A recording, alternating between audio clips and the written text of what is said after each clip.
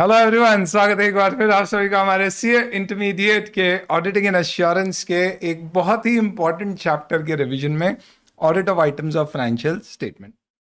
Audit of items of financial statement November 2022 की exams में 16 marks के लिए पूछा गया था, जिनको हमें सिर्फ 13 पेजेस के अंतर्गत यहाँ पे रिवाइज करना है, जिसमें आपका पूरा कवरेज हो जाएगा with some extra discussion on presentation और disclosure.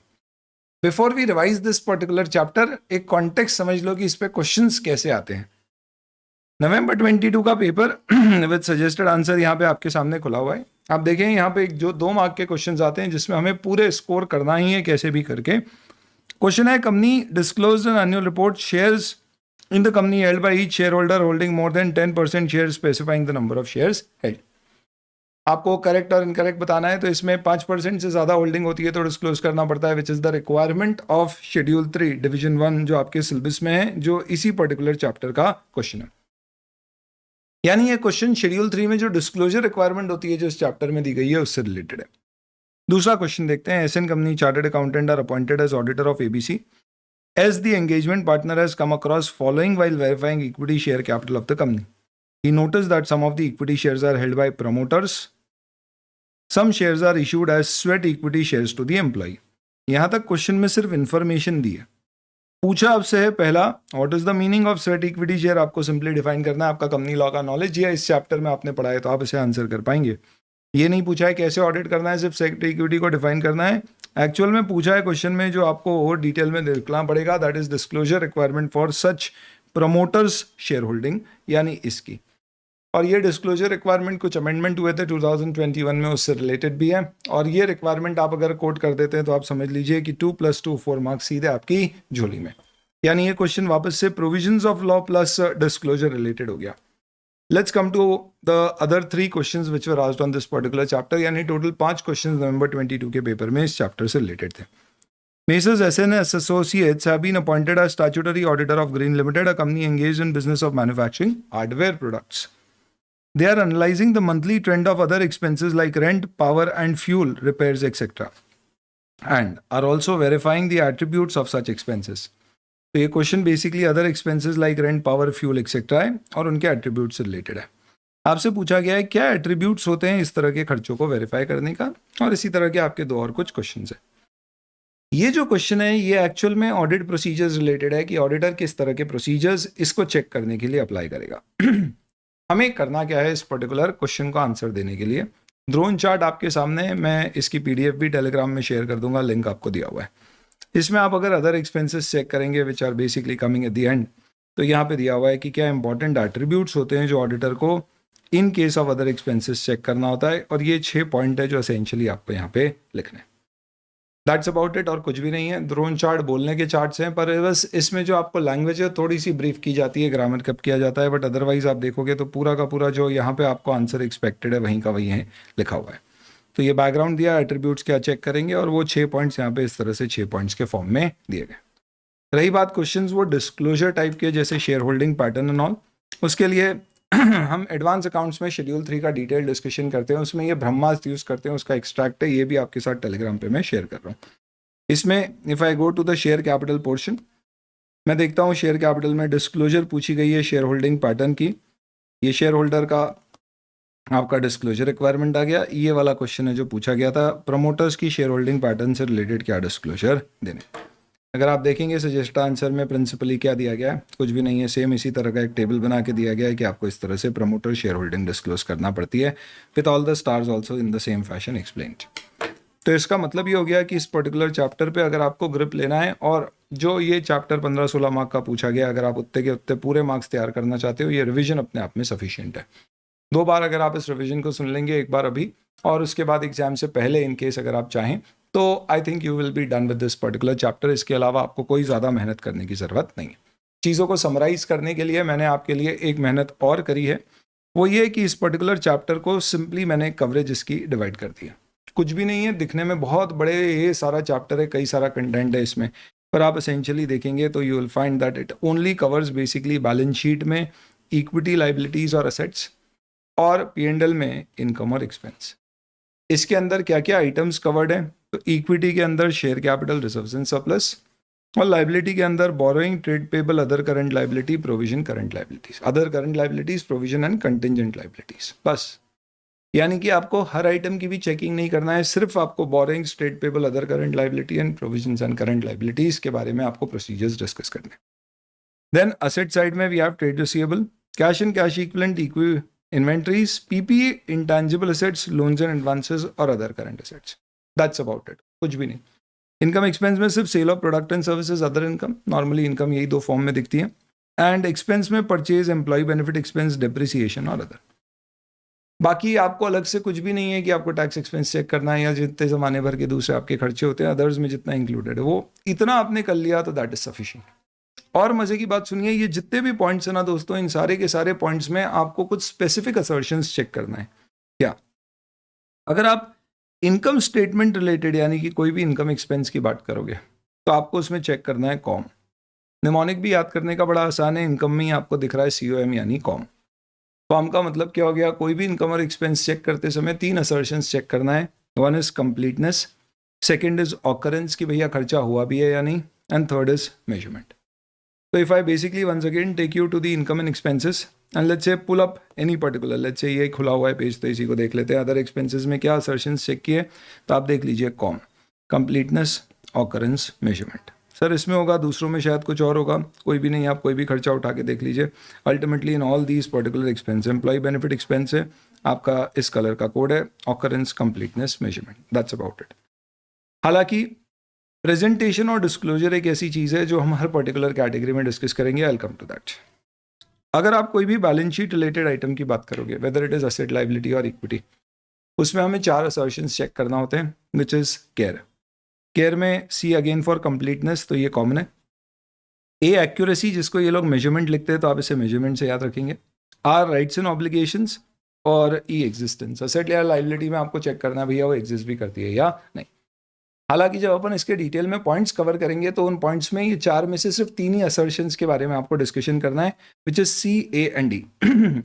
C for completeness, A for accuracy जिसे मेजरमेंट कहते हैं, और E फॉर एग्जिस्टेंस। यानी राइट्स और ऑब्लिगेशन को अलग से चेक नहीं करना है, उसको कंप्लीटनेस के अंतर्गत ही चेक कर लिया जाता है। Once again to illustrate this particular fact to you, अपन कोई भी particular asset, liability, balance sheet item pick कर लेते हैं randomly, and let's say for example हमारे सामने ये खुला है, तो इसमें अगर आप देखेंगे इंटेंजिबल एसेट्स में तो यू विल फाइंड क्या असर्शंस चेक करना है, एग्जिस्टेंस, कंप्लीटनेस और valuation. Rights and obligation limited cases में, जैसे कि इन केस ऑफ पीपीई या इंटेंजिबल एसेट्स आपको देखने को मिलेगा, लेकिन वहीं पर let's say for example if you go for any other thing, let's say share capital and equity, तो वहाँ पे आपको वो असर्शन देखने को नहीं मिलेगा।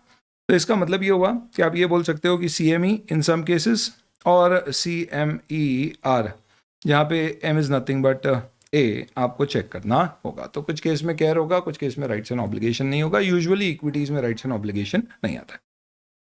बाकी आपको तीसरा जो असर्शन चेक करना है that is presentation and disclosure. भाई सीधी सी बात है, एक फाइनेंशियल स्टेटमेंट में 3 चीज़ें, balance sheet, income statement, P&L और नोट्स। तो नोट्स में आपके हो गए डिस्क्लोजर्स और बैलेंस शीट, P&L में हो गया प्रेजेंटेशन। इसे हम अलग से चेक नहीं करते, इसे असेट, लाइबिलिटी, इनकम एक्सपेंस के साथ ही चेक करते हैं। प्रेजेंटेशन और डिस्क्लोजर में जो असर्शंस चेक किए जाते हैं वो बेसिकली वही हैं जो अपन ने इनकम में देखे थे, कॉम, कंप्लीटनेस, ऑकरेंस, मेजरमेंट। पर इसी के साथ में ये क्या करते हैं, असेट्स, लाइबिलिटी के एट्रीब्यूट्स भी ऐड कर देते हैं। तो अगर आप चेक करोगे तो इसमें कंप्लीटनेस इज ओके, ऑकरेंस के साथ हम एग्जिस्टेंस ऐड कर देंगे और मेजरमेंट के साथ में हम वैल्यूएशन भी ऐड कर देंगे। तो इस तरह से अगर आप इफेक्टिवली देखोगे तो आपको वंस अगेन टू समराइज इस चैप्टर में सिर्फ क्या पढ़ना है, audit of items of financial statements के अंतर्गत बैलेंस शीट की कुछ आइटम्स और इनकम स्टेटमेंट की कुछ आइटम्स देखना है। बैलेंस शीट में इक्विटी, लाइबिलिटी की कुछ आइटम्स, फिर असेट्स की। इनकम स्टेटमेंट में सेल्स, अदर इनकम और कुछ एक्सपेंसेस। इन सब में आपको चेक क्या करना है, कुछ स्पेसिफाइड असर्शंस। कौन से असर्शंस चेक करना है, let's get right to the very beginning. Income statement के केस में it shows in the name itself, form, completeness, measurement, occurrence. When I go to balance sheet, care, completeness, accuracy जिसे हम यहाँ पे valuation, measurement कह सकते हैं, rights and obligation और एग्जिस्टेंस। और presentation and disclosure will be a combination of OCM plus existence and valuation. तो इफेक्टिवली स्पीकिंग ये एक ब्रॉड आउटलाइन है कि आप कोई भी चीज़ चेक करते हो तो ये असर्शन वेरीफाई करते हो। असर्शंस क्या होते हैं उसके लिए अपन ऐसे 315 का जब रिवीजन करेंगे आप वहाँ पे उसको समझ पाएंगे। अभी हम रिवाइज कर रहे हैं। इनका इंपॉर्टेंस नहीं है, इंपॉर्टेंस सीधे आइटम्स का है जो एग्जाम में पूछी जाती है। थैंकफुली ऐसा भी क्वेश्चन नहीं आता, क्योंकि आपके एग्जाम में 3 से 4 मार्क के क्वेश्चन आते हैं कि शेयर कैपिटल में बताओ कौन कौन से असर्शंस में क्या क्या चेक करोगे। या तो क्वेश्चन आएगा शेयर कैपिटल में क्या असर्शंस चेक किए जाते हैं, तो शेयर कैपिटल हो गई बैलेंस शीट आइटम, तो बैलेंस शीट के अंतर्गत ये कहा अपन ने केयर अपने को चेक करना है, which is completeness, accuracy, rights and obligations and existence. यहाँ पे एक्यूरेसी की जगह वैल्यूएशन मेजरमेंट शब्द होगा, and rights and obligations equity में यूजुअली चेक नहीं होगा, तो इफेक्टिवली 3 असर्शंस तो वो आप लिखोगे, उसको एक्सप्लेन कर दोगे।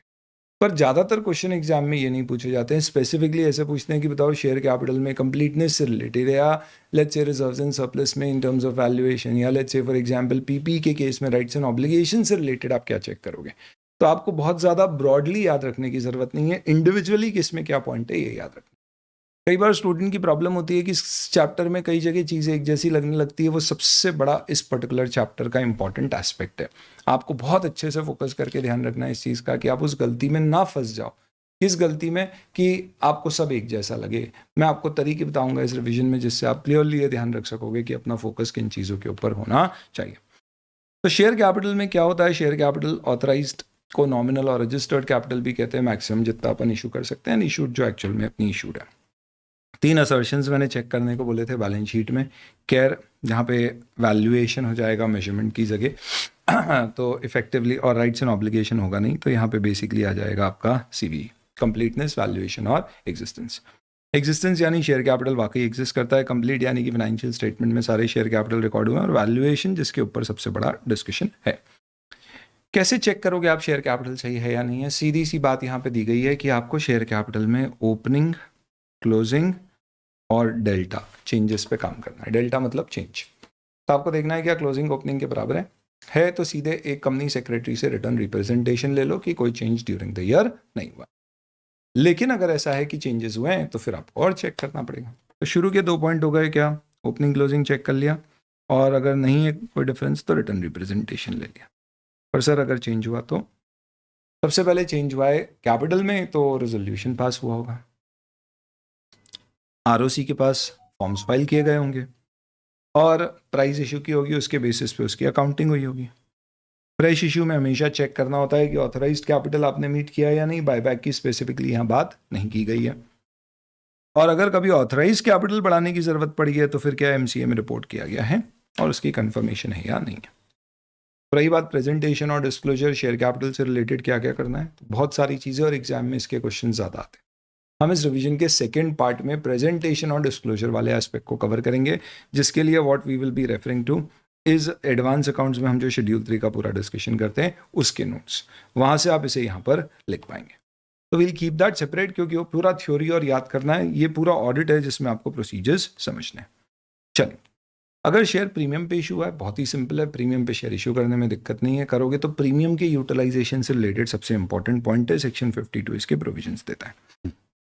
क्या कहा गया है, कहाँ कहाँ यूज़ कर सकते हो, पता है हमें बोनस शेयर्स इशू करने के लिए या प्रिलिमिनरी एक्सपेंस राइट ऑफ करने के लिए, कमीशन या हमने कोई एक्सपेंस इनकर किया in terms of issue of any discount on issue of debentures और प्रीमियम रिडम्पशन ऑफ डिबेंचर्स और शेयर, उसमें यूज़ कर सकते हैं, या फिर बायबैक में यूज़ किया जा सकता है। प्रोसीजर क्या होगा, सिंपली प्रीमियम पे शेयर इशू हुए हैं तो उसे सिक्योरिटी प्रीमियम अकाउंट में ट्रांसफर किया गया और जिस पर्पज़ में दिया है वहीं प्रीमियम यूज़ हुआ है। डिस्काउंट पे शेयर कभी भी इशू नहीं हो सकते हैं सेक्शन 53 के अंतर्गत, except sweat equity shares. Sweat equity shares important है, डिस्काउंट सिंपली है कि अगर आपने किया तो वॉइड हो जाएगा, 5 लाख रुपए की पेनल्टी आप पे लगेगी, ऑडिटर को चेक करना है इशू तो नहीं हुए। 52, 53, 54 स्वेट इक्विटी शेयर्स डायरेक्टर और एम्प्लॉयज़ को इशू कर सकते हैं, ऐसा नहीं है सिर्फ डायरेक्टर्स को इशू होते हैं, एम्प्लॉय को भी। क्यों? क्योंकि उन्होंने हमें या तो कोई नो हाउ इंटेलेक्चुअल प्रॉपर्टी दी है, या जो उन्होंने वैल्यू एडिशन शुरू में हमारी कंपनी में करने में मदद की है उसे एस्टैब्लिश करने। स्वेट इक्विटी शेयर्स अगर आप देखें तो सबसे पहले जो already issued class of share है, यानी first time of any new class of share issue sweat equity नहीं होगा, ऑलरेडी इशूड का ही होगा। स्पेशल रिजोल्यूशन होगा जिसमें बताना होगा कि कितने शेयर्स, क्या मार्केट प्राइस है, क्या फ्री में दे रहे हैं या कुछ कंसिडरेशन में दे रहे हैं, इन शेयर्स पे क्या राइट्स दूसरे इक्विटी शेयर के जैसे पैरी पशु हैं या कोई लिमिटेशन रिस्ट्रिक्शन है, सेबी के नॉर्म्स का कंप्लायंस हुआ है या नहीं हुआ है, और ये जो फ्रेश इशू किया है कहिए राइट इशू प्रेफरेंशियल इशू तो नहीं है। प्रेफरेंशियल इशू, राइट इशू आप कंपनी लॉ में डिस्कस करते हैं। फाइनली कंपनीज एक्ट के प्रोविजन का पालन हुआ या नहीं। हो सकता है हमने शेयर कैपिटल रिड्यूस करी, which is in the form of reduction of capital, जो आप कोर्ट अप्रूव स्कीम के थ्रू करते हैं। इसमें डेफिनेटली स्पेशल रिजोल्यूशन, क्योंकि बड़ी स्पेशल चीज़ है। देखो, sweat equity share special resolution लगेगा, आप कम पे सस्ते में फ्री में शेयर्स बांट रहे हो, और आप कैपिटल रिड्यूस कर रहे हो, यानी एग्जिस्टिंग शेयर कैपिटल की आप कैपिटल कम कर रहे हो, तो ये तो बहुत सीरियस मैटर है। तो इसमें हो सकता है कि शेयर होल्डर्स मेजॉरिटी मान जाए, क्योंकि प्रमोटर ओन्ड कंपनी है, तो माइनॉरिटी शेयर होल्डर का इंटरेस्ट कौन प्रोटेक्ट करेगा? तो इसके लिए यहाँ पे कोर्ट का भी अप्रूवल लगेगा, ट्राइब्यूनल के भी प्रोविजंस आपको कंप्लाई करना पड़ेंगे। तो इसके लिए क्या कहा गया है? सबसे पहले स्पेशल रिजोल्यूशन पास होना चाहिए, एओए में ऑथराइजेशन होना चाहिए, और ट्राइब्यूनल का ऑर्डर फॉर रिडक्शन आना चाहिए। ध्यान रखना, it is tribunal not court. फिर रजिस्ट्रार का सर्टिफिकेट मिलेगा, जर्नल एंट्रीज, आप कैपिटल रिडक्शन रिकंस्ट्रक्शन अकाउंट बनाओगे। नॉर्मली जब भी रिडक्शन होता है तो असेट्स को रिवैल्यू करके उसके लॉस को जो रिडक्शन से गेन होता है उससे सेट ऑफ करते हैं, प्लस रजिस्टर ऑफ मेंबर में शेयर कैपिटल को अमेंड करके सेट ऑफ किया जाता है। कंपनी के नाम के आगे एंड रिड्यूस लगाया जाता है, मेमोरेंडम ऑफ एसोसिएशन अमेंड किया जाता है, और ट्रिब्यूनल की टर्म्स का कंप्लायंस हुआ है नहीं, ऑडिटर को चेक कर रहा है। तो मैं आपको कॉन्टेक्स्ट भी दे रहा हूँ, याद रखने में शायद आसान भी रहेगा। Then reserves and surplus. Reserves and surplus सबसे पहले क्या मतलब होता है? तो there is a difference between reserves and provision. Non liability के लिए प्रोविजन बनता है, अननोन के लिए रिजर्व। और मेरी लव मैरिज हुई तो घर वाले नहीं मानेंगे, अभी से पैसा इकट्ठा कर लो, अननोन लाइबिलिटी है रिजर्व। सर मेरी है, पर अगर मैंने उसके साथ शादी की, घर वाले नहीं माने, तो पैसा इकट्ठा कर रहा हूँ, ये भी अननोन लाइबिलिटी है, क्योंकि शायद ऐसा हुआ तो। ये अगर आप पैसा अलग निकाल रहे हो, ये रिजर्व है। ऐसे ही शादी के लिए कौन पैसा अलग निकालता है कंपनी में? भाई मेरे समझाने की बात है। इसका मतलब है कि कंपनी को लगता है यार कभी आगे कैटास्ट्रॉफ हो गया, कोई अर्थक्वेक वगैरह आ गया, ये तो इंश्योर्ड भी नहीं है, तो क्या करेंगे? तो पैसे अलग निकाल के रखते हैं, रिजर्व है। पर ऑलरेडी कोर्ट में केस लग चुका है, हारे नहीं है, पर लग रहा है हारेंगे, तो उस पर प्रोविजन बनाओ, क्योंकि it is an existing liability. कभी भी जरूरत से ज्यादा प्रोविजन बनाओगे, जो मालूम है नहीं जरूरत है फिर भी बना दिया, definitely it will be treated as reserve. तो दोनों का डिफरेंस समझाया गया। रिजर्व और कैपिटल को अलग अलग बताया जाता है। 3 असर्शंस वापस से, एग्जिस्टेंस, कंप्लीटनेस और वैल्यूएशन। ये तीनों चेक करना है एग्जिस्टेंस में, ईयर एंड पे क्या रिजर्व सही है, कंप्लीटनेस सारे के सारे बुक्स में आ गए, और वैल्यूएशन यानी सही तरह से वैल्यू हुए। कैसे चेक करोगे? जैसे share capital opening closing check करेंगे और देखेंगे इस साल कोई चेंज तो नहीं हुआ है। चेंज प्राइमरली आपको P&L में तो मिलेगा ही, मिलेगा यानी कि सरप्लस में, जो कि आपके इस साल के प्रॉफिट या लॉस के कारण होगा। इसके अलावा सिक्योरिटी प्रीमियम में चेंज हो सकता है या दूसरे। तो ये 3 चीजें दी गई है जिनमें चेंजेस संभव हैं। सबसे पहले P&L में चेंजेस कैसे हो सकते हैं? मूवमेंट डिस्क्लोज किया जाएगा सबसे पहले statement of changes in equity, अगर आप इंडियस फॉलो करते हो, नहीं तो simple notes to balance sheet में। एडजस्टमेंट आपको क्या करना है? तो डिविडेंड पेमेंट वेरीफाई करना है आपको, रेजोल्यूशन पास किया है तो। बाकी P&L से जो बैलेंस आपका आया है वो यहाँ पर ट्रांसफर हुआ है या नहीं। ध्यान रखना, बैलेंस शीट डेट के बाद कोई डिविडेंड प्रपोज या डिक्लेयर या पे होता है तो उसे अगले साल अकाउंट फॉर किया जाता है। इस साल सिर्फ नोट्स में बताया जाता है, उसे प्रपोज डिविडेंड नाम की अब कोई लाइबिलिटी बैलेंस शीट में नहीं आती है। इसलिए इस साल के प्रॉफिट्स में उसके कारण कोई कमी नहीं आएगी, या रिजर्व्स में उससे कोई कमी नहीं आएगी। इंपॉर्टेंट। शेयर प्रीमियम आप देख लीजिए, नॉमिनल वैल्यू के ऊपर का ही है, रेजोल्यूशन देखना पड़ेगा, और यूज स्पेसिफाइड है। इसके अलावा कोई भी अदर इक्विटी में चेंज हुआ है तो आप उसका अंडरलाइंग ट्रांजैक्शन देख लीजिए और उसका रीजन देख लीजिए सही है या नहीं। कितना आसान है, बातों ही बातों में आपका क्या हो गया दोस्तों, बैलेंस शीट में अपना शेयर कैपिटल डिस्कस हो गया। अब आ जाते हैं अपन, कैपिटल इक्विटी हो गया इनफैक्ट डिस्कस, तो अब आ जाते हैं अपन लाइबिलिटीज में। लाइबिलिटी में क्या क्या पॉइंट देखने अपने को? तो we have first and foremost borrowings. कितने पॉइंट देखने हैं? अरे सर बहुत सिंपल था, आपने बताया तो था, एक बोरोइंग्स था, एक trade payable other current liabilities, और एक प्रोविजंस और कंटिजेंट लाइबिलिटी, बस खत्म। ऐसे फटाफट चैप्टर पूरा हो जाएगा, आपको लगेगा भी नहीं, कोई प्रॉब्लम नहीं। सबसे पहले बोरिंग्स का मतलब समझाया गया है। इसका क्या मतलब है सर? इस तरह के क्वेश्चन आ सकते हैं क्या? You never know. Question chapter इतना इंपॉर्टेंट है भाई, 16 मार्क का, सिर्फ डिस्क्रिप्टिव पार्ट में से कोई क्वेश्चन या कोई चैप्टर अगर आ जाए तो काफी इंपॉर्टेंट माना जाएगा, राइट? चलिए, तो सबसे पहले देखते हैं liabilities are financial obligations of an enterprise other than owners fund. तो भैया हमारे पास जो पैसा आया 2 ही सोर्स से आएगा, ओनर का या औरों का। ये लाइबिलिटी है अपने ओनर का है, तो कैपिटल या इक्विटी। वापस से क्या चेक करना है? तो लाइबिलिटी में भी हम 4 में से 3 ही असर्शंस चेक करते हैं, विच इज व्हाट, केयर से क्या रखा था, कंप्लीटनेस, एक्यूरेसी की जगह वैल्यूएशन था, मेजरमेंट था। Then we had rights and obligations और एग्जिस्टेंस। यहाँ राइट्स एंड ऑब्लिगेशंस आएगा नहीं, तो उसके अलावा बाकी सब आ जाएंगे, कंप्लीटनेस, वैल्यूएशन और एग्जिस्टेंस। सबसे पहले एग्जिस्टेंस अपने को देखना है यार, बोरिंग अपनी बुक्स में जितनी भी आ रही है वो सब ए जो है वो आ रही है, प्लस ऐसा तो नहीं है और भी है और नहीं आ रही है। सत्यम में क्या हुआ था, ऑफ बैलेंस शीट लाइबिलिटीज थी, मतलब फाइनेंस ले लिया बैंक से पर बुक्स में दिखाई नहीं। कैसे पॉसिबल है भाई? बैंक अकाउंट को छुपा दिया और क्या। इस कारण से हमारे लिए एग्जिस्टेंस में सबसे पहले देखना है कि जितनी बुक्स में बोरिंग दिख रही है वो वैलिड है, प्लस ऐसी कोई बोरिंग नहीं है जो छूट रही। कैसे पता करेंगे कि बोरिंग्स वैलिड है या नहीं? ऐसा तो नहीं है कंपनी के नाम पे कोई ऐसी बोरिंग है जो डायरेक्टर की पर्सनल बोरिंग है। तो सबसे पहले बोरिंग जब भी अप्रूव हुई होगी तो बोर्ड ने अप्रूव किया होगा।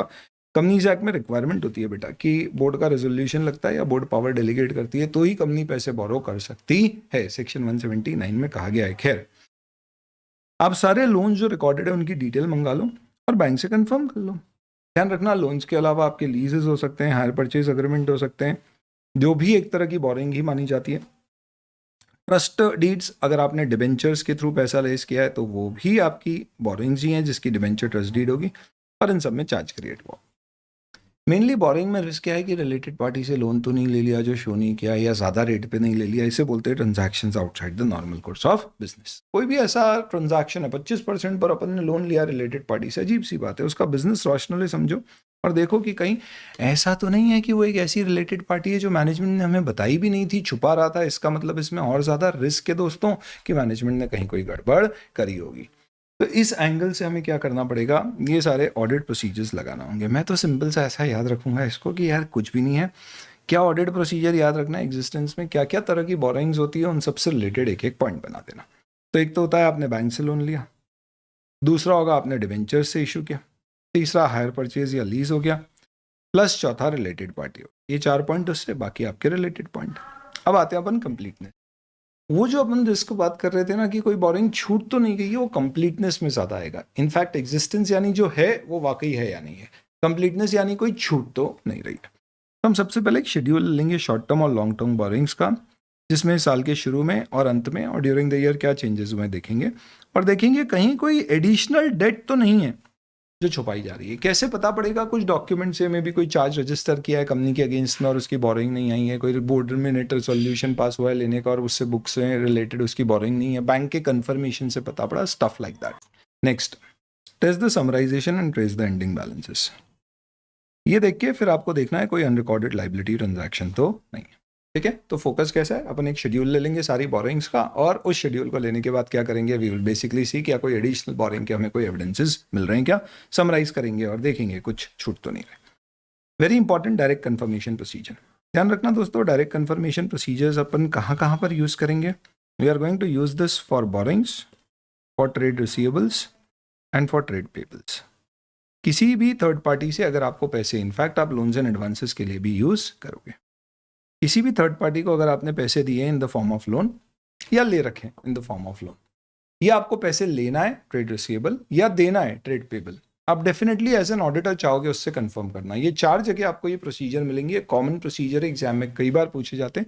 बच्चा सुनने के बाद, पढ़ने के बाद क्वेश्चन कंफ्यूज हो जाता है कि यार इसे 505 है या ये वाला चैप्टर है, इसलिए थोड़ा ध्यान से समझना आप इसको।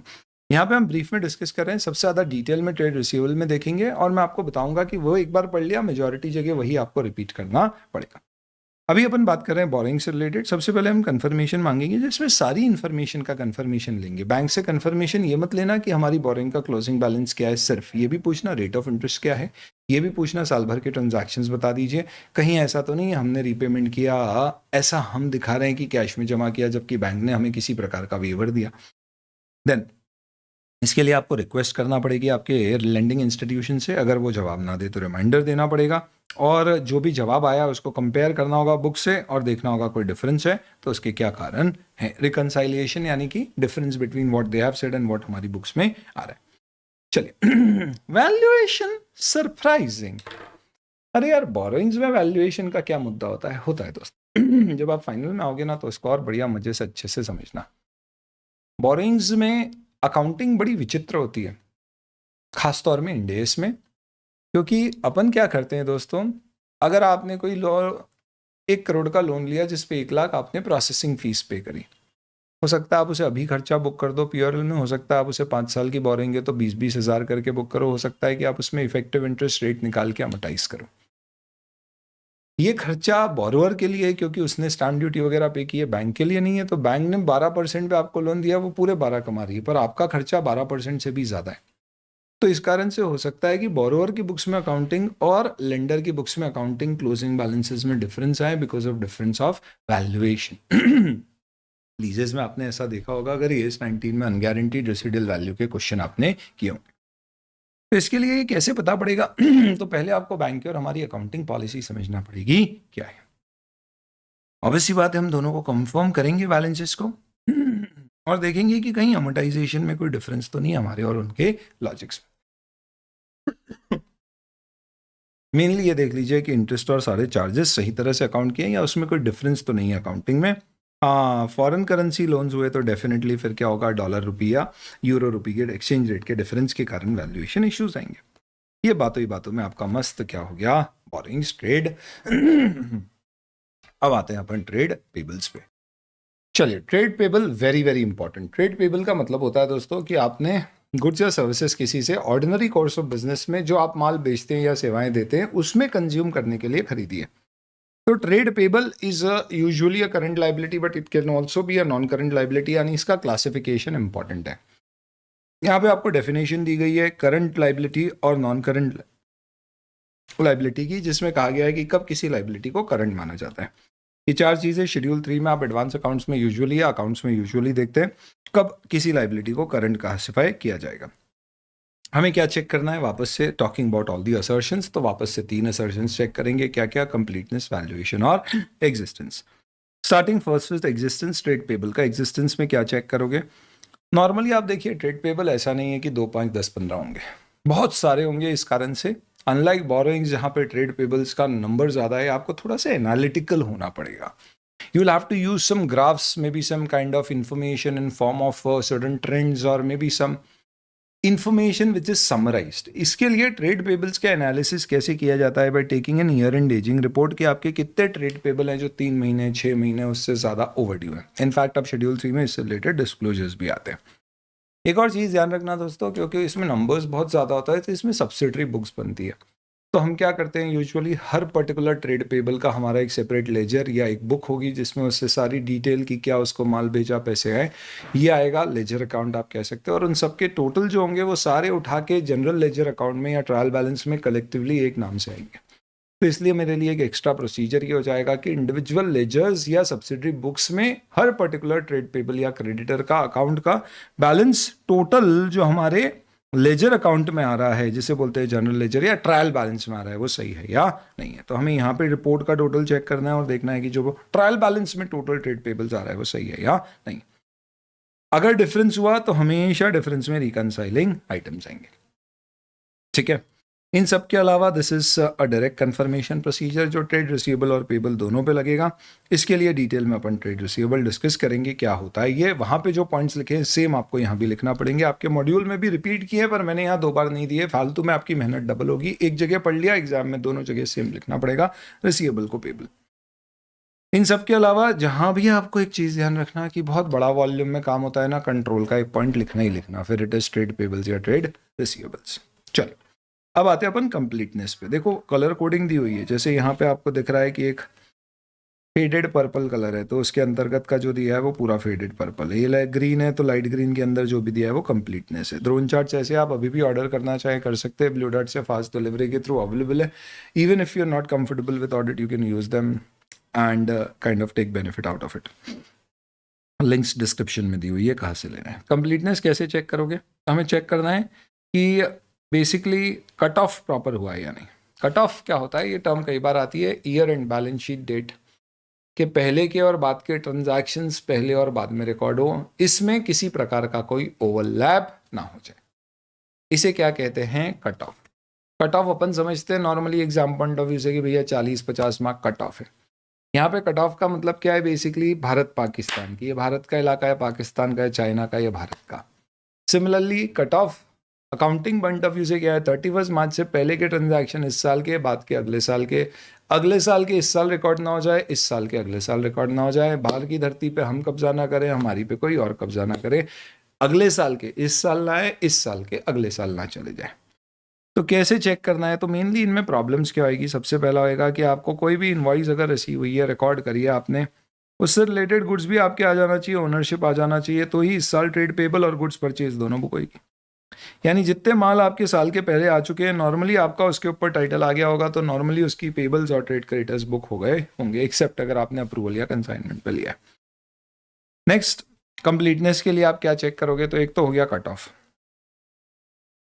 दूसरा जो खरीद लिए उसकी वाउचिंग कर लो।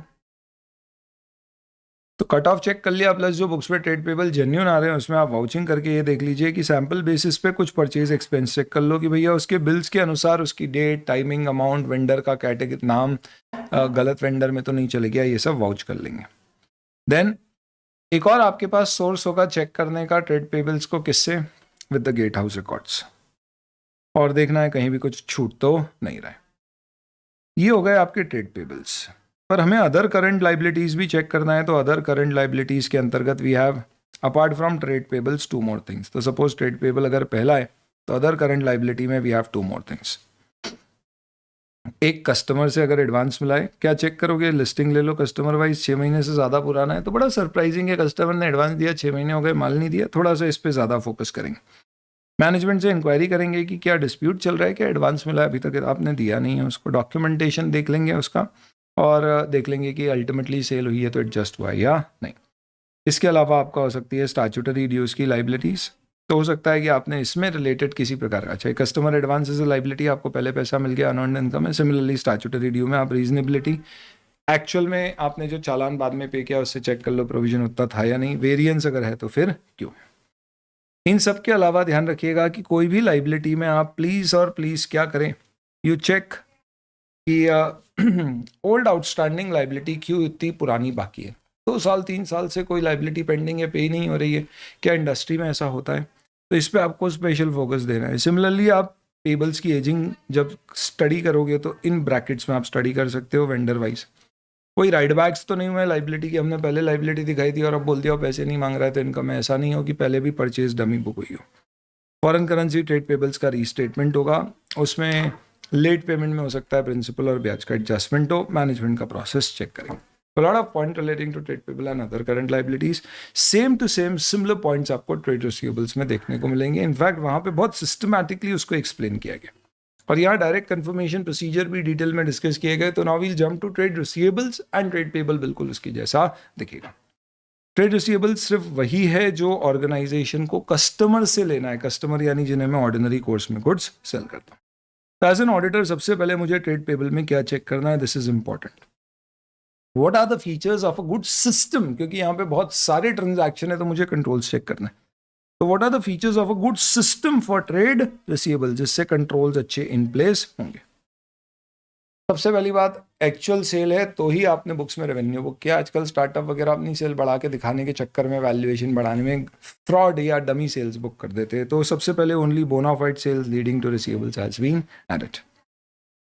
देन अप्रूव्ड कस्टमर को ही माल आपने उधारी में बेचा है, क्रेडिट सेल्स है तो बैड डेट्स का रिस्क होगा, नहीं तो जो भी सेल हुई है रिकॉर्ड हुई है, ऐसा नहीं है पैसा आएगा तभी रिकॉर्ड होगी, अक्रूवल बेसिस पे रिकॉर्ड हुई है। देन हो सकता है कि एक बार आपने एक सेल बुक करी, बाद में फिर आपसे पैसे नहीं मिले, तो आप उसे बैड डेट बुक करोगे, यानी कि उस पर या तो आपको पैसा मिलेगा, यानी वो सेटल कब होगा, जब आपको कैश मिली है, या बैड डेट बुक। तो जो नहीं मिला है पैसा, उसमें ये देख लो प्रॉम्प्टली पैसा मिलना चाहिए। नहीं मिला है तो उसको रिव्यू करो, उसकी एजिंग देखो, फॉलोअप करो, और ध्यान रखना ड्यूटीज अलग अलग रखना।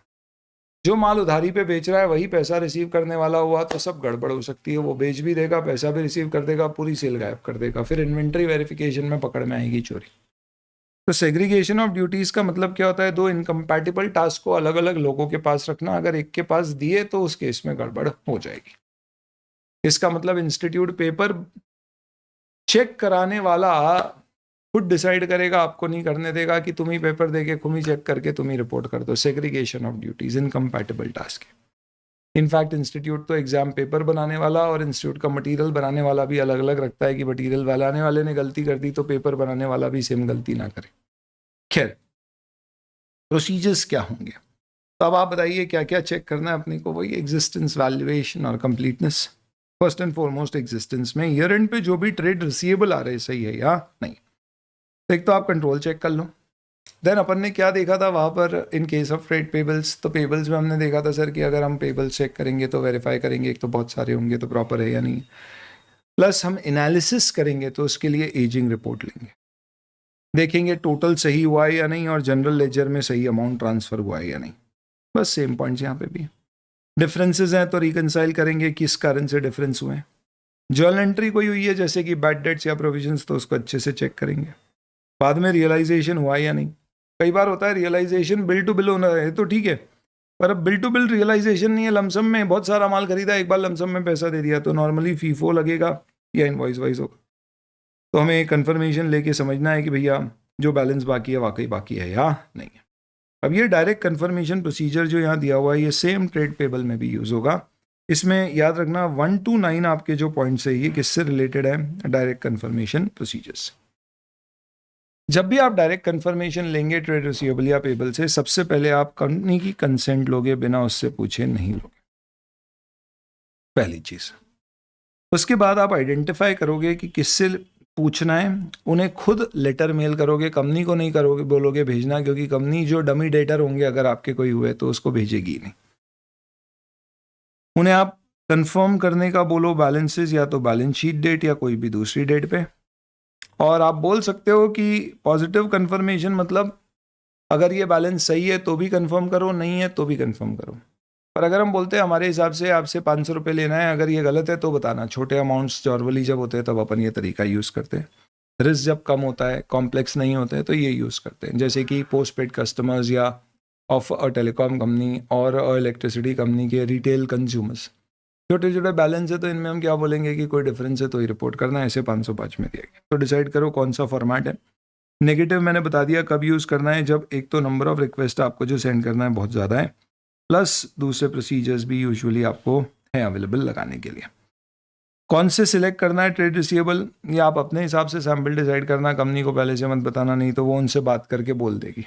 आइडेंटिफिकेशन मार्क रखना, जो लेटर भेजोगे ना, अगर आप कर रहे हो लेटर भेज रहे हो, ईमेल नहीं फिजिकल, कि उसी में नीचे रिस्पांस का एक जगह देना और बोलना इसी पे रिप्लाई करो, और कुछ ऐसे मार्क्स रखना कि मालूम पड़े कि वही लेटर का रिस्पांस आया, कोई फोक लेटर मैनेजमेंट ने बना के क्रिएट नहीं कर दिया है। इसलिए प्रॉपर कंट्रोल डिस्पैच और रिसीप्ट्स पे रखना पड़ेगा। ट्रेड रिसीवेबल को भी हमें बोलते हैं डायरेक्टली हमें जवाब देना, आप मैनेजमेंट को मेल मत करो, हमारे ऑफिस पे सीधे मेल करो। इन सब के अलावा आप फर्दर टेस्ट लगा सकते हो उसकी करेक्टनेस देखने के लिए। रिसीवेबल अदर देन सेल्स अगर कोई है तो आप चेक कर सकते हो। रिलेटेड पार्टी रिसीवेबल है तो क्या वो रियलाइज हो रहे हैं या नहीं है, रीजनेबल है या नहीं है, ट्रांजैक्शन आर्म्स लेंथ पे हुआ है या नहीं। एंड देन ट्रेंड एनालिसिस, क्योंकि बहुत सारे आपके रिसीवेबल्स होंगे तो आप ट्रेंड देख लीजिए कि कहीं कुछ अनयूजुअल तो नहीं है, वो है तो उस पर इंक्वायरी कर लीजिए। चलिए, रिक्वेस्ट के 2 फॉर्म देखे थे, एक पॉजिटिव जिसमें हम बोलते हैं कंफर्म करो हाँ या ना जो भी है, नेगेटिव सिर्फ गलत है तो कंफर्म करो।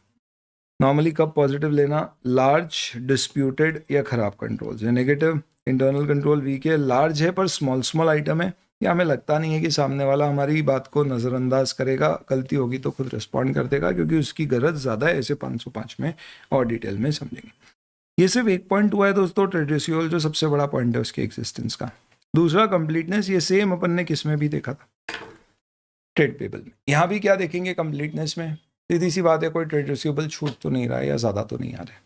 इसमें ध्यान रखना सबसे पहला पॉइंट है वो है आपका कट ऑफ का।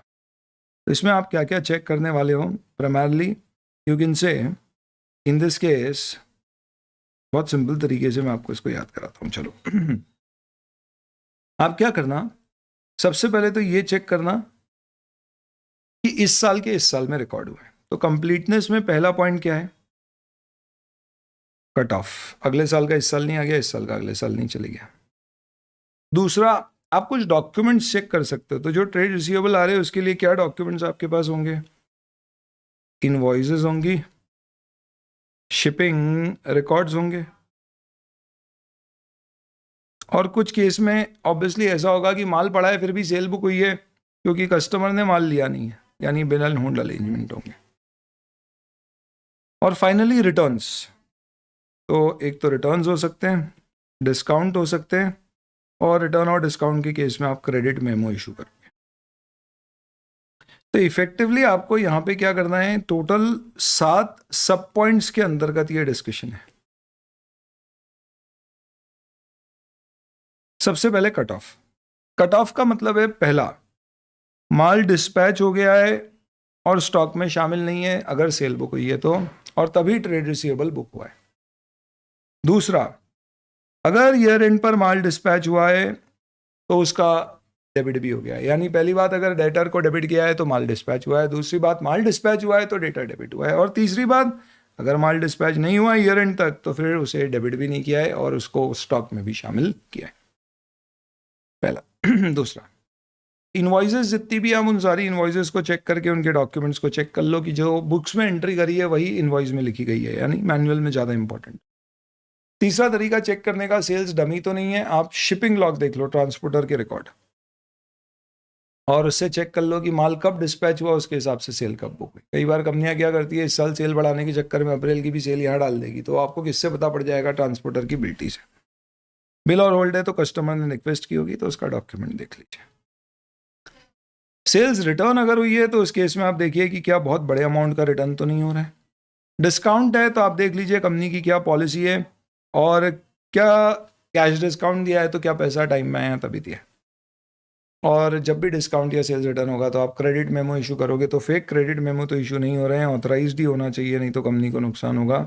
अगर ईयर एंड के बाद खूब क्रेडिट मेमो इशू है तो ऐसा तो नहीं डमी सेल बुक कर दी मार्च में और उसको सेल्स रिटर्न दिखा दिया अप्रैल में, ताकि इस साल सेल बढ़ जाए, भले ही अगले साल कम हो पर अभी प्रॉफिट ज़्यादा दिखा दे। ये सब आपको चेक करना है।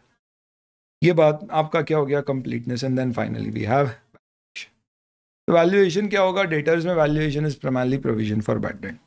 तो प्रोविजन फॉर बैड डेट का मेथड क्या फॉलो किया, रिव्यू कर लो। एजिंग रिपोर्ट देख लीजिए और देखिए कि पुराने पे प्रोविजन बनाए या नहीं। डिस्प्यूटेड डेटर्स देख लीजिए, डाउटफुल आपको इस एनालिसिस के आधार पे कौन से लग रहे हैं, उस पर प्रोविजन या बैड डेट्स बनी है। बैड डेट राइट ऑफ हुई है तो अप्रूव करी गई है या नहीं, क्योंकि राइट ऑफ करना मतलब आप छोड़ चुके हो, उम्मीद पैसा नहीं आएगा, तो चेक कर लीजिए।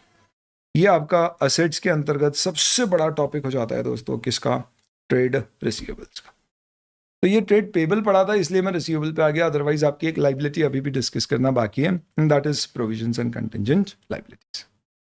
प्रोविजंस और रिजर्व्स में डिफरेंस अपन ने देख लिया। यहाँ पे आपको पूरा जो समझाया गया, this is all accounting standard 27 जो आपके कोर्स में एडवांस अकाउंट्स में आप वहाँ पे समझिएगा। अपन अभी ऑडिट की बात करते हैं। कौन से असर्शंस चेक करना है, वही तीन sir, existence, completeness, valuation. Sir हर जगह प्रेजेंटेशन डिस्क्लोजर है, मैंने बता दिया, वो अपन पार्ट 2 में डिस्कस करेंगे, जहाँ पे स्पेसिफिकली बात करेंगे presentation disclosure of all these items as per schedule 3। Existence का मतलब क्या होगा, सिंपल की ईयर एंड पे जितने भी आपके प्रोविजंस हैं वो एग्जिस्ट करते हैं, सारे प्रोविजन बुक्स में आ चुके हैं, और वैल्यूएशन उसका प्रॉपर है। इसके लिए अलग अलग प्रोसीजर्स नहीं है, एक साथ ही प्रोसीजर्स डिस्कस किए गए। Primarily procedures are with respect to valuation. पहले आप सारे के सारे जितने भी आपके प्रोविजंस हैं देख लीजिए, और कितने के हैं देख लीजिए, किस पर प्रोविजन बनाया है ये इंस्पेक्ट करके उसके आधार पे वर्किंग देखिए कि प्रोविजन का अमाउंट कैसे आए। ज़रूरत पड़े तो एक्सपर्ट की मदद ले लीजिए। मैनेजमेंट एक्सपर्ट के वक्त को इवैल्यूएट करना पड़ सकता है अगर मैनेजमेंट ने कोई एक्सपर्ट की मदद ली है तो, और अंडरलाइंग अजम्पशंस क्या लिए वो देख लीजिए। बाकी ये सब जो दिया गया है, this is all a part of SA 500 कि मैनेजमेंट एक्सपर्ट के वर्क की अंडरस्टैंडिंग लेते हैं तो उसका वर्क इवैल्यूएट करते हैं, अजम्पशन मेथड्स देखते हैं और उसका सोर्स डेटा देखते हैं रीजनेबल रेलिवेंट है उसका काम, और डेटा उसका एक्यूरेट, रेलिवेंट और कंप्लीट है या नहीं है। उसकी कॉम्पिटेंस, कैपेबिलिटी, ऑब्जेक्टिविटी चेक करते हैं, किसके द्वारा एम्प्लॉय किया गया है, मैनेजमेंट इन्फ्लुएंस तो नहीं कर रहा है, हम उसको पहले से जानते हैं क्या, नॉलेज ऑफ एक्सपर्ट। यहाँ ब्रीफ में दिया गया, डिटेल में ऐसे 500 में सेम पॉइंट्स कवर होते हैं। तो लाइबिलिटी पूरा हो गया, असेट में ट्रेड रिसीवेबल पहला पॉइंट हो गया, और अब आते हैं कैश और कैश इक्विवेलेंट पे, ये भी इंपॉर्टेंट। 3 चीज़ें आएंगी इसमें, cash in hand, balance in bank और stamps in hand. Foreign currency भी हो सकती है।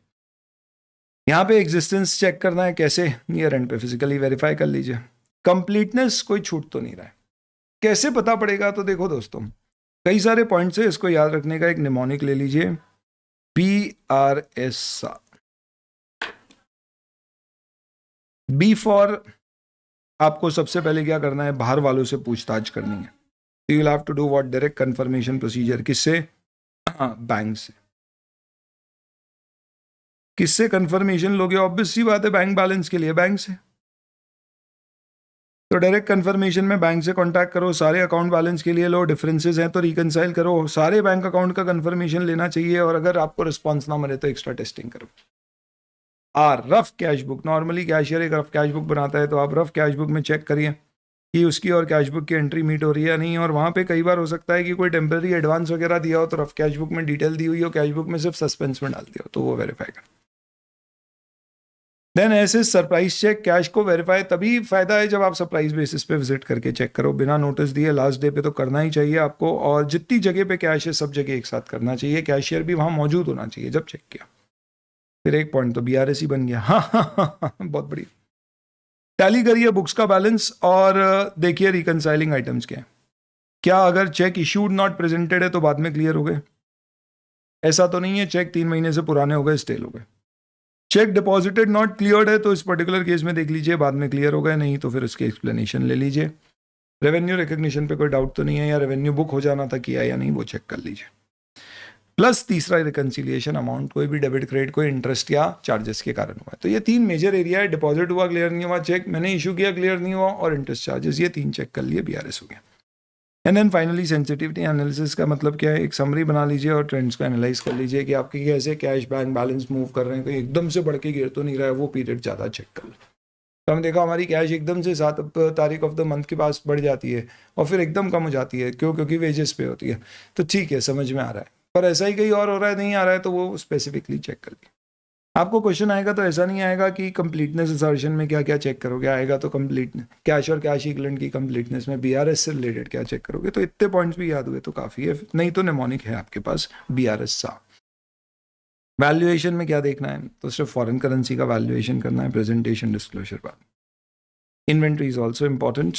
क्या चेक करना है, इन्वेंट्री का मतलब क्या है, तो वो आप समझते हो, बेसिकली जो भी अपन गुड्स और सर्विसेज में डील करते हैं AS2 में उसकी डेफिनेशन है। वापस से क्या चेक करेंगे, वही एग्जिस्टेंस, कंप्लीटनेस और वैल्यूएशन। अब इन्वेंट्री से राइट्स एंड ऑब्लिगेशन अलग से आ जाता है। तो पीपी, इंटेंजिबल एसेट्स और इन्वेंट्री, 3 में आपको ये पॉइंट्स मिलेंगे बस। एग्जिस्ट, सबसे पहले आपकी इन्वेंट्री जो भी एग्जिस्ट कर रही है वो क्लाइंट को बिलोंग करना चाहिए। आप देखोगे कि कोई कंसाइंड माल अगर हमारे पास किसी और का है जो हमारा नहीं है तो उसे अलग किया गया है। सुपरविजन काउंट करके ही आपको ये चीज़ें चेक में आएंगे। ऑडिटर जब भी टेस्ट काउंट करता है तो उसे क्या चीज़ों का ख्याल रखना चाहिए, ऐसे 501 में एक में दिया हुआ है, पर आप यहाँ पे देखें। एम्प्लॉय जो टेस्ट काउंट कर रहे हैं, देखें सारी इन्वेंट्री को टैग किया गया है, समरी बनाई गई है, रिकन्सिलिएशन किया गया आपने टेस्ट का अकाउंट से। आपको अलर्ट रहना है, कट ऑफ देखना है। कट ऑफ मतलब कि ड्यूरिंग इन्वेंट्री वेरिफिकेशन माल आ रहा है जा रहा है तो आप कैसे उसको सेग्रीगेट करोगे, क्योंकि बुक स्टॉक सुबह ही ले लिया आपने, सारी स्टॉक शीट्स अकाउंट फॉर की गई है, सिग्निफिकेंट डिफरेंसेस है तो उसको कैसे क्या किया गया है।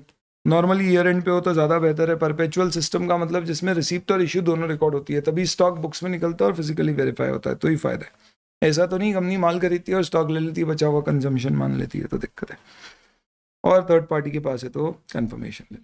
कंप्लीटनेस में आप क्या चेक करोगे, एनालिटिकल प्रोसीजर लगा के देखो कोई इन्वेंट्री छूट तो नहीं है। Inventory turnover ratio, vertical analysis, budgetary analysis, non financial information, cut off date, shipping information, arithmetical accuracy, physical verification, perpetual records, इससे पता पड़ेगा। And then finally rights and obligation. पहला, रिकॉर्ड परचेज हुई है सारी, माल कंसाइन हुआ है, हमने किया है तो हमारी बुक्स में आना चाहिए इन्वेंट्री में। कोई कोलैटरल अरेंजमेंट्स अपन ने किए हैं, रीपरचेज, सेल और रीपरचेज के, तो ऐसा नहीं है कि सेल ही नहीं हुई है। कंसाइनमेंट सेल्स जैसे अग्रीमेंट है वो चेक कर लो। कमिटमेंट है परचेज करने का आपका कहीं से, तो उसको वेरीफाई कर लो। इन सबसे पता पड़ जाएगी कहीं कोई छूट तो नहीं रही, और कंफर्मेशन ले लीजिए। वैल्यूएशन ज़्यादा इंपॉर्टेंट किस में होगा, जब एनआरवी कम हो गया, वर्क इन प्रोग्रेस वगैरह का। तो सबसे पहले आप देख लो कॉस्ट में क्या क्या चीज़ें आ रही है, standard cost, retail selling price method तो नहीं है, डैमेज इन्वेंट्री का क्या क्या, वर्क इन प्रोग्रेस में कैसे अपन ओवरहेड्स वगैरह निकाल रहे हैं, फिनिश गुड्स जो प्रोड्यूस्ड है उसमें क्या क्या कॉस्ट ऐड हो रही है, नॉर्मल कॉस्ट रीजनेबल है, एनआरवी कम तो नहीं हो गई, ऑब्सोलीट स्टॉक का क्या किया है, डैमेज का क्या किया। क्वेश्चन इतना भी आ सकता है कि इन्वेंट्री जो डैमेज आइडेंटिफाई की गई है उससे रिलेटेड एज एन ऑडिटर आप क्या फॉलोअप एक्टिविटीज़ करोगे। तो हम बोलेंगे भैया रिकॉर्डेड कॉस्ट को रिप्लेसमेंट कॉस्ट से हम वेरीफाई करेंगे कि आज मार्केट में खरीदते तो कितनी होती, लिस्ट लेंगे, टर्नओवर रेशियो देखेंगे, नए एनआरवी निकालेंगे, वेरीफाई करेंगे। थोड़ा सा डिटेल प्रोविजन है। And then PP is simple. PP में क्या चेक करना है सबसे पहले, तो यहाँ पे भी आपके पास क्या हो गए, 4 पॉइंट्स आ गए, क्योंकि राइट्स एंड ऑब्लिगेशन आ गया। फिजिकल वेरिफिकेशन से एग्जिस्टेंस चेक होगा, सुपरविजन में होना चाहिए, मैनेजमेंट करेगा, हम चेक करेंगे, आइटम्स को टैग किया जाना चाहिए, यानी जो जो वेरीफाई हो गई मार्क करते जा रहे हैं ताकि डबल काउंटिंग ना हो, रिकंसाइल करोगा डिस्क्रिपेंसी।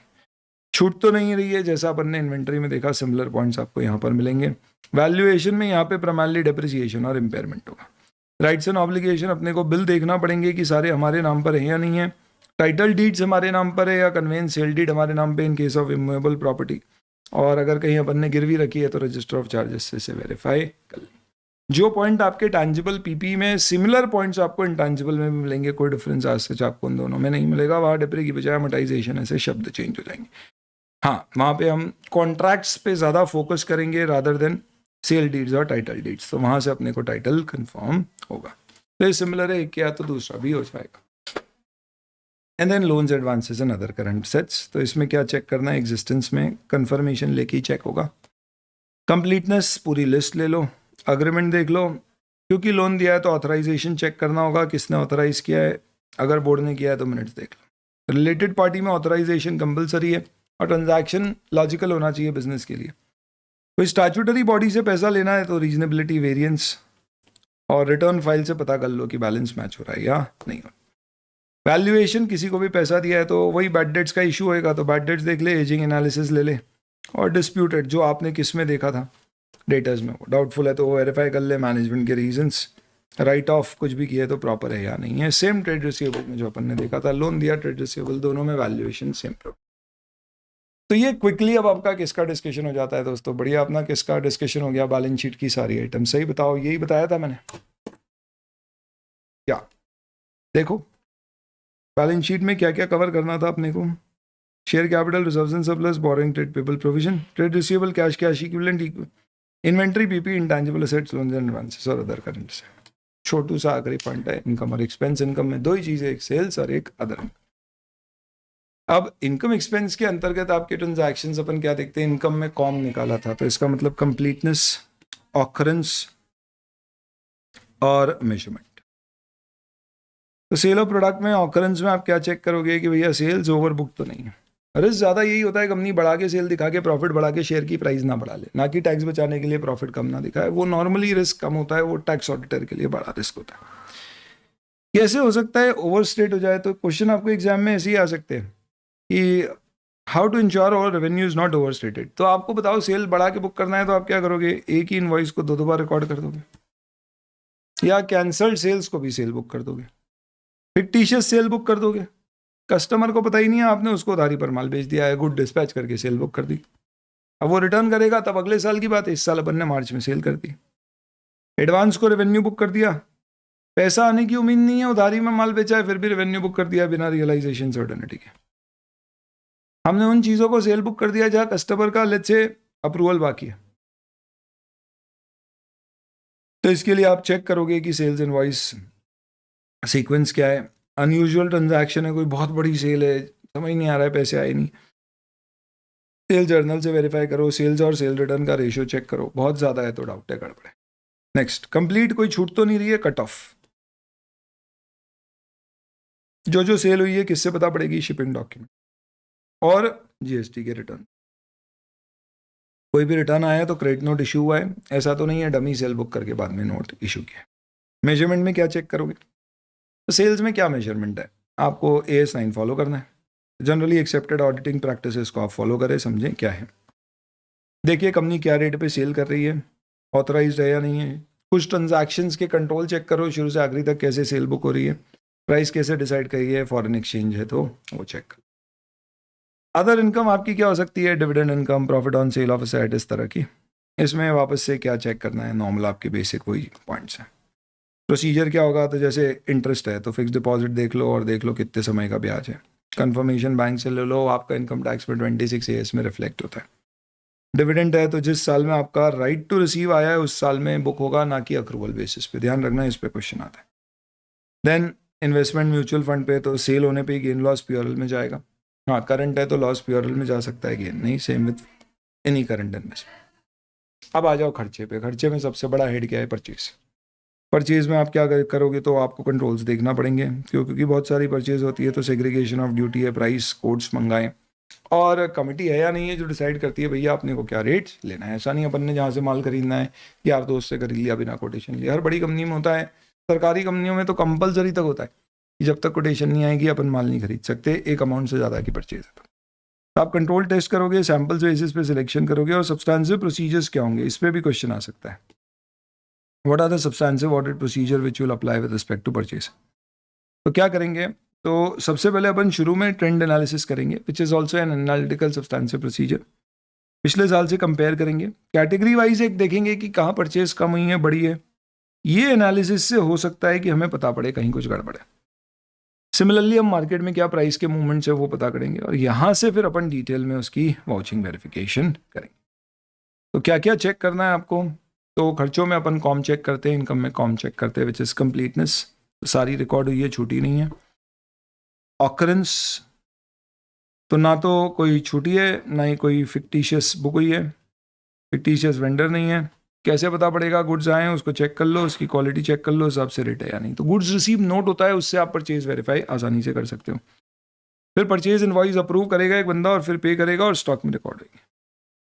तो हमेशा ध्यान रखना परचेज इनवॉइस ओरिजिनल कॉपी में आना चाहिए, एक ही बार बुक होगी और कब, जब रिस्क और रिवॉर्ड्स आपके असेट्स के ऊपर, गुड्स के ऊपर आपके आ चुके हैं तब। क्लाइंट के नाम पे परचेज होना चाहिए, अगर जीएसटी है तो इनपुट टैक्स क्रेडिट मिलना चाहिए, आप जीएसटी के लेजर से उसे वेरीफाई कर सकते हैं। 100 रुपये की परचेज पे 18 रुपये की ड्यूटी से 118 रुपये, तो 100 रुपये परचेज में और 18 जीएसटी में जाएंगे, तो सही खाते डेबिट हुए या नहीं।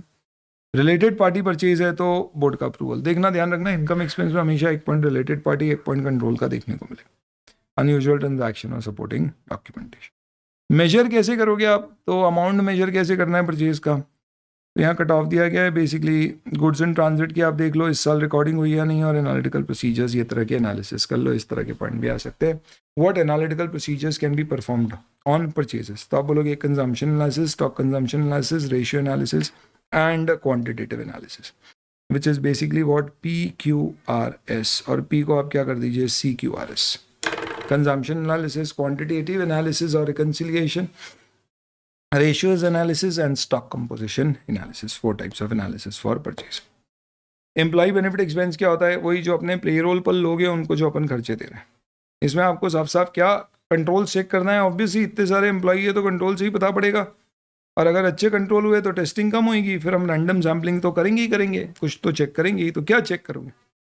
खर्चा हुआ है तो ही रिकॉर्ड हुआ है, सारे रिकॉर्ड हुए, और मेजरमेंट क्या चेक करना है मेजरमेंट में? सबसे पहले अटेंडेंस के बेसिस पे पेमेंट होता है। घोस्ट वर्कर्स तो नहीं है आपकी कंपनी में, यानी कि एक्चुअल में वर्कर ही नहीं है, HR मैनेजर ने डमी वर्कर बना के उसके नाम पे पेमेंट कर रहा है मजदूर दिखा के। अब होता है फैक्ट्रियों में 10-10 हज़ार एम्प्लॉय, किसको पता पड़ेगा? तो आप कैसे चेक करोगे? या तो फिजिकली चेक करो, या उस आदमी को कोई बॉस होगा उसको काम देता होगा, उसकी जॉब शीट्स चेक करो क्या काम किया। ये घोस्ट वर्कर की चेकिंग। फिर कुछ सैम्पल एम्प्लॉय निकाल के पूरा चेक कर डालो, ईयर एंड पे क्या क्या एम्प्लॉय है, सबकी सैलरी आ रही है या नहीं, ये चेक कर सकते हो। जिन एम्प्लॉय में डाइट है उनके अपॉइंटमेंट लेटर फाइल निकलवा के देख लो क्या उनकी सैलरी अप्रूव करी गई थी, कितनी पे हो रही है। रिजाइन एम्प्लॉय का फाइनल सेटलमेंट कैसे हुआ है, सैलरी रजिस्टर में आप देख लो 12 महीने के खर्चे और वो ट्रेंड में आ रहे हैं या नहीं। अक्रूवल प्रोविजन, मार्च की सैलरी पे नहीं हुई है तो बनाया या नहीं। कॉमन सेंस पॉइंट एकदम। PF वगैरह आप चेक कर लो, ये सही पूरा कंपाइल किया गया है या नहीं। और एनालिटिकल प्रोसीजर्स की बहुत ज़्यादा फ्लक्चुएशन किसी महीने में नहीं है, क्योंकि सैलरी वगैरह टाइप की चीज़ें स्टैंडर्ड जैसी आना चाहिए। डेप्री अमोटाइजेशन, सिंपल सी बात है कि कोई भी डेप्रिसिएशन या अमोटाइजेशन है तो आपकी कंपनी की accounting policy provisions of companies act और AS के अनुसार होगा। कॉस्ट माइनस रेसिडुअल वैल्यू पे निकलेगा, और सारे आपको क्या करना पड़ेंगे, डेप्रिसिएशन के चार्ज बुक करना पड़ेंगे। सही से कैलकुलेट करो, इस पीरियड का इस पीरियड में रिकॉर्ड करो।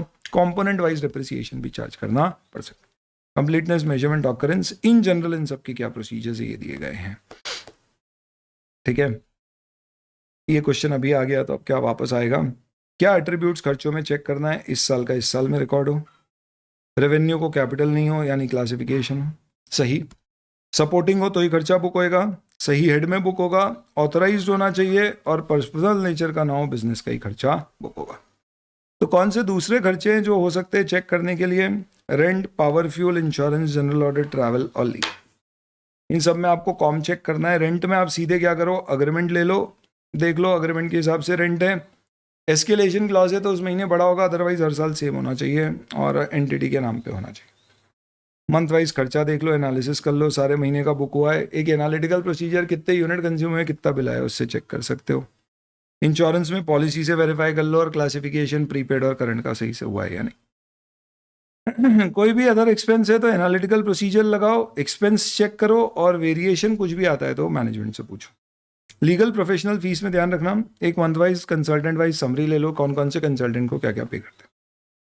पूरे 12 महीने का अगर रिटेनरशिप है, यानी कोई लॉयर को हमने 12 महीने के लिए उसको एज अ कंसल्टेंट रखा है, तो वो देख लो। एल्स जो भी आपके एक्सपेंसेस हुए हैं, जगह आपने केस टू केस बेसिस पे हायर किया है तो उसकी वाउचिंग कर लो।